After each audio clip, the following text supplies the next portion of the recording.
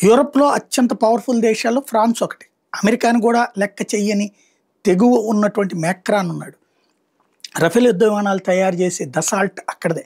ప్రపంచానికి యుద్ధ విమానాలు, యుద్ధ సామాగ్రిని అమ్ముతా ఉంటది. అట్లాగే ఎయిర్ డిఫెన్స్ సిస్టమ్స్‌ని అమ్ముతా ఉంటది. అట్లాంటి ఫ్రాన్స్‌లోకి అకస్మాత్తుగా కొన్ని అన్‌నోన్ డ్రోన్స్ చొచ్చుకొచ్చినాయి. అంటే వాళ్ళ ఎయిర్ డిఫెన్స్‌ని ఛేదించి వచ్చినాయి.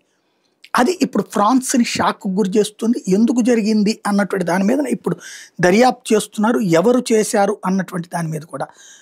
మోర్మిలియన్ లీ గ్రాండ్ ప్రాంతంలోకి ఇవి చొచ్చుకొచ్చినాయి. ఆ ప్రాంతంలో ఏ ఫ్రాన్స్‌కి సంబంధించినటువంటి ఎయిర్ స్పేస్ ఇదే అక్కడ వాళ్ళ బేస్ ఉంది. సైనిక బేస్ ఉంది. ఆ ఏరియాలోకి వచ్చినాయి. దాంతో ఇప్పుడు సంచలనం సృష్టిస్తోంది.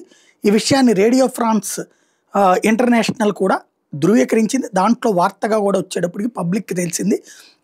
గుర్తు తెలియని డ్రోన్స్ వచ్చేటప్పటికి ఫ్రాన్స్ గగనతలంలోకి ప్రవేశించినాయి. ఫ్రాన్స్‌కి సంబంధించిన మిలిటరీ సైట్స్ మీదన తిరిగినాయి అన్నటువంటిది ఈ వారాంతంలో జరిగినాయి అన్నటువంటి చర్చ నడుస్తోంది.